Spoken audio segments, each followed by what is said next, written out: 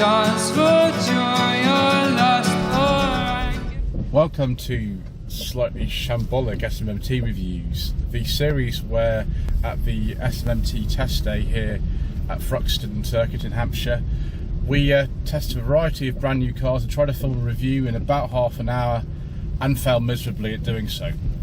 This is a 2024 MG ZS 1.5 Trophy Hybrid Plus.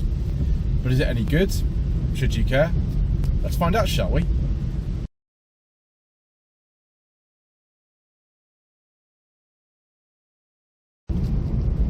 So this new model of MG ZS has just been released. It was released, I think, only a couple of months ago or something like that. And it replaces a car that's been on sale since 2017, which had a heavy facelift in 2020. Unlike the previous model, the ZS EV will not be on the same platform as this car. They're separating those two things out, which is an interesting decision. I was present at the launch of the ZS EV back in 2019, where I was a guest at Planet Auto channel. And in fact, Planet Auto have already driven one of these, if you want to see the review of that car. But I have decided to have a go myself. At the moment, the only powertrain option on this new ZS is this 1.5 Hybrid Plus powertrain, full hybrid system, which generates a combined output of 192 brake horsepower.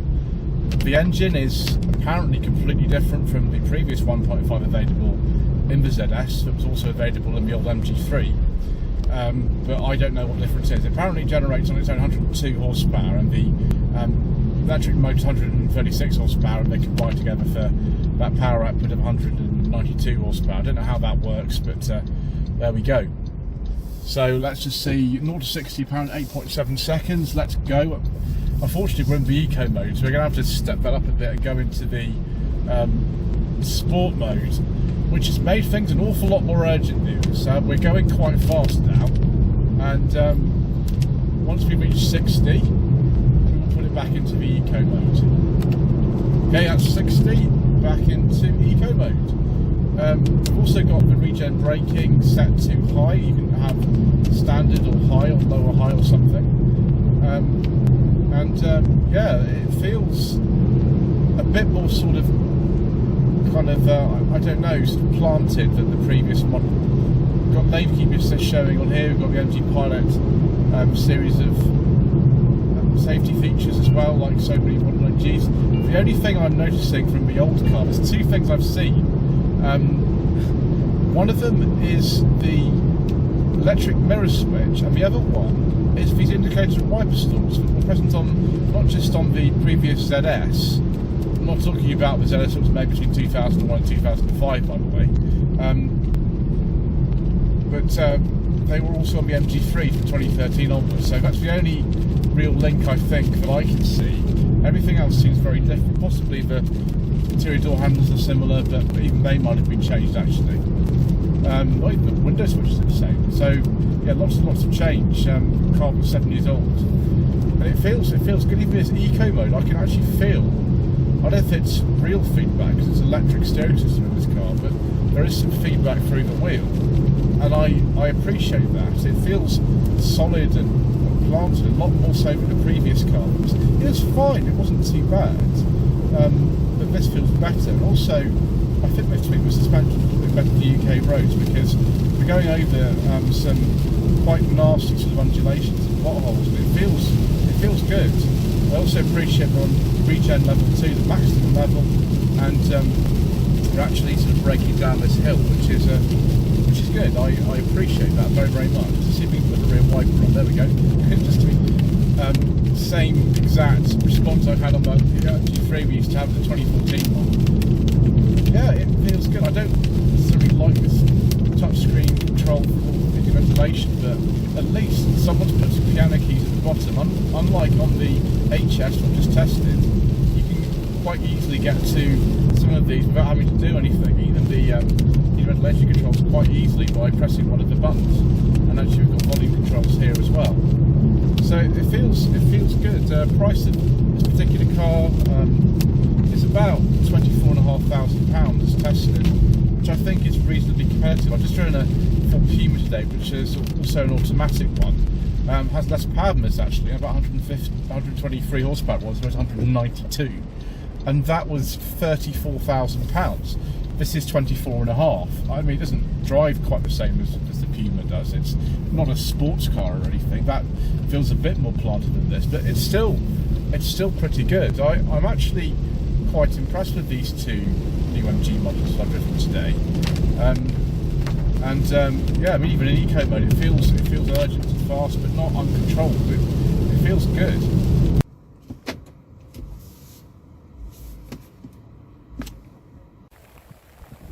Wow, viewers, the weather is bad out here, but never mind. Yeah, I think it's a neat looking car, this. In this trophy spec, looks very smart. They used to call this colour on MG's Dynamic Tri-Coat Red. I don't think it's called that anymore.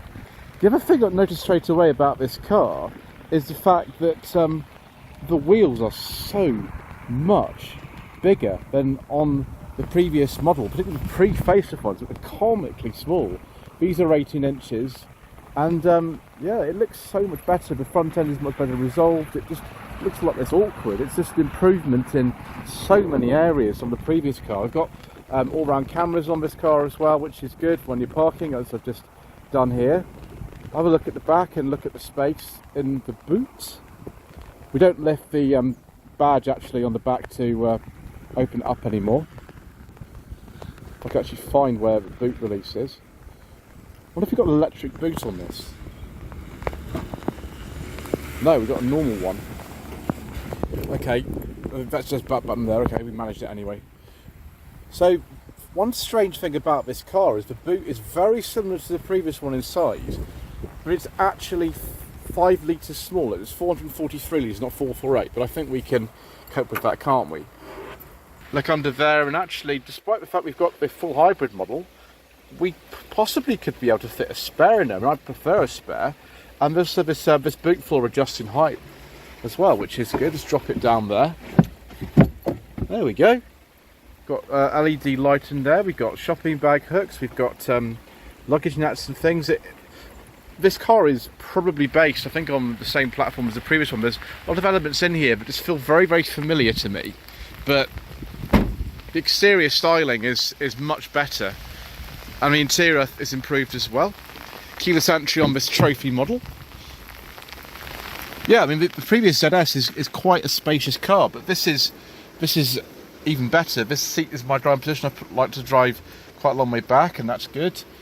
There is one disappointing thing in here, and it's that we have no centre armrest, and we don't have a courtesy light for the rear passengers. That's something that I would have thought in the last 7 years, as ZS has been on sale, they would have fixed, but no, not at all. At least we get matte pockets in both of these. It's leather effect upholstery, I think, in here. Big door bins, and you know, it's still hard plastic and things, but there's just a general feeling that this is a bit improved, and that finish is quite nice. So yeah, easy to get in and out of. I think we've got lumbar support in the driver's seat as well. There's got an electric driver's seat to this car. Passenger seat is just normal. Yeah, the good old familiar wiper and indicator stalks out of my old 2014 MG3, and then the mirror switches out of either a facelifted MG3 from the first generation or possibly the previous ZS. Doesn't matter though. And the door handle might be from it. I'm not entirely sure, but yeah, it's fine. This sort of car, this sort of money, for a full hybrid system, I've got no complaints really, apart from the steering wheel not adjusting for reach, but you know, never mind. Just shut the door quickly. So unusually the start-stop button's actually down here. For some reason that looks a little bit weird, that font. I don't quite know what it is, but there we go. Driving mode I'm very happy to see down here. That's a huge improvement. On the HS you actually have to fiddle around with these shortcut buttons on the steering wheel to get that actually set to these little stars. You just press this button down here, which is good. Otherwise the infotainment system is very, very similar. It is a 12.3 inch touchscreen. Actually, we'll have to just start it up anyway, won't we? We'll have to just put it on. There we go. Digital driver's display as well, which is very similar, I think, to actually the previous HS plug-in hybrid. It reminds me of that very, very much. So I'll toggle through these driving modes. We've got Sport, you've got Eco and Normal, and you can see that 2 there is for the regen braking. We actually can have 3 different modes for it. I didn't realise that. Common autofocus. I would have put it high had I known we had 3 different ones. Auto hold on the handbrake, hill descent control. We can have that if we want it. And then MG Pilot, which is all the safety systems, intelligent drive. I think that's for speed limiter. Yep, that is for the adaptive cruise control. Yeah, intelligent cruise control and ICA. I can't remember what that's for. Never mind. Right, we'll continue. Front collision assist on. You can turn that sensitivity down. I'd probably do that myself. Lane departure warning, alert sensitivity. We actually do that, can't we? We can turn that off if we don't want it. It's good. Then convenience. Yeah, you can actually bind that to the air conditioning mode. That's good. And the right one is for regen switch. I didn't realise that. Otherwise, I'd been fiddling with it. And then the powerful mirrors and things like that. Status is in here. No service required. Excellent. I mean, this car's done, I think, like 100 and something miles, 131 miles from new, so I'd be surprised if it's servicing anytime soon. There's a mat here, and then underneath here there's also another compartment for the passenger side. You can't see it from here. This is a very, very weird gear lever, very, very strange. Also, we've got USB and USB-C ports. The USB one on the left is for the Android Auto, Apple CarPlay. Heating ventilation is on here. Self-explanatory. Heated steering wheel on this model as well. And then the sat nav, you probably want to use Android Auto, Apple CarPlay, don't you, rather than this. Connect the phone, which is not connected at the moment. Cup holder thing is down here. Got a storage bin. It's very familiar, actually. The previous facelifted ZS to SUV were a bit like this, although it is a bit different. They've put the ports right up here now as opposed to down somewhere else. So those are the shortcut buttons. We can go home if we want to. There is a shortcut for the fan. We can actually turn that on and off if you want to. Yeah, it's come back on. We're going to need to clear the windows before I return this car to the lovely people at MG Motor UK. Yeah, dash is nice and soft and made of good material. I wonder if the glove box is exactly the same as a previous car. I'm going to try it with my MG branded secret mission documents. See if they fit in the glove box. Come on, come on, come on. Oh, no. Are you serious? No! Come on, viewers. That's ridiculous. What? Oh, dear. We do have a little shelf up there, and a bit like on a Sanyong Tivoli, for holding, I don't know what. Is it for holding, I don't know, a secret pistol or something like that? I'm not sure. So, yeah, we've got the screen here. We can go through various things if we want to change bits up here. We can go left and right and whatever. So there's tyre pressure monitoring. We've got energy consumption and things like that. 40 miles per gallon. Actually, considering how this car's being driven at the moment, I'm impressed with that. Brightness level, low speed threshold, and then just going on for sort of normal. Then digital display for the rev counter and the miles per gallon, engine temperature and fuel. So relatively simple. Yeah, feels nice, comfortable seats. I'm probably wanting the 80HS, but that's a more expensive car, isn't it? Right, the only thing for me to do now is just to take a look under the bonnet, I think.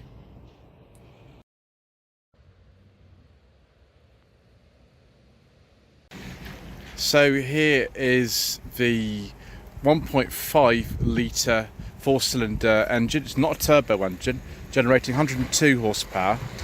And then the electric motor is 136, combined output 192 horsepower. Same as in the MG3 Hybrid Plus we tested back in June.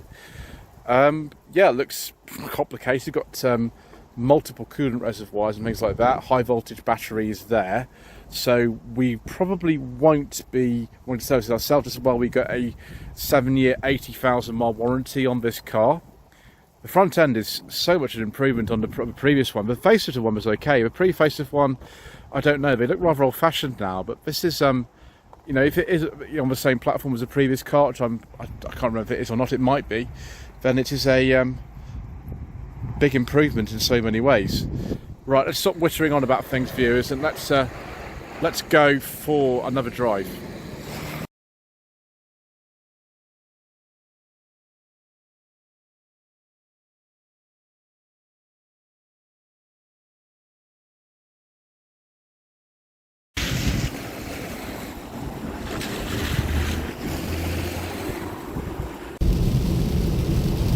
yeah, not the best way to be testing a car.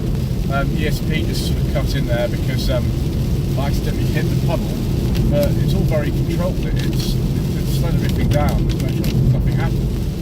But yeah, I'm actually very impressed with the way this car feels. It feels comfortable to drive. There's no reach up in the steering, which is a bit of a shame, to be honest. I thought they would have fixed that for the new model. The door tops are still hard touch as well, despite the fact they've got fake stitching on them. But I don't know what else to say. It's hard to criticise the car like this, actually. That's quite a competitive price. I'm trying to think of other cars at this sort of price that are a full hybrid small SUV, and there's not many. One springs to mind straight away is something like the Toyota Yaris Cross that I tested in 2022, which is a good car, but it's not as good value as this. You get a 7-year, 80,000 mile warranty on one of these as well. Put it through the bend to see how it feels. Yeah, let's put it in the sport mode for the steering because let's have a bit more weight. There we go. Oh, that's better. There we go. A bit more weight. Yeah, it's artificial weight, of course, but it just helps a little bit when you're going through the bends. It feels like you're more in control, which is good. Yeah, very impressive drive actually. I'm just going to overtake something. I'm not braking speed limit, by the way, viewers. I'm doing under 60 miles an hour. There we go. Yeah, coped really well. Put it back into the eco mode. Yeah, it knows what speed I'm going. I'm 61. I'm so sorry, car. I'm now going to prison.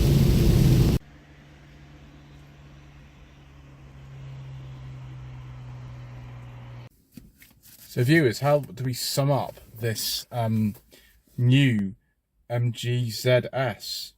Well, it starts at £22,000. I hope there'll be a normal petrol manual version available. We'll get the price down a little bit because these cars used to start, believe it or not, in 2017 at £12,000. But there we go. Yeah, I very much enjoy this. We've actually got a wireless charging pad in here as well in this trophy model. You can buy an SE, which is the cheaper one. I'm very impressed with this car. It's not as much of a change in comparison between the old and new HS, but it's very good nevertheless. And yeah, I'd like to get one of these for a longer time, spend a bit more time, but today I just don't have the opportunity. But there we go. Anyway, thank you ever so much indeed once again for watching. Please don't forget to subscribe to the channel, like this video, leave a comment below, and we shall see you again very soon for some more slightly shambolic SMMT reviews.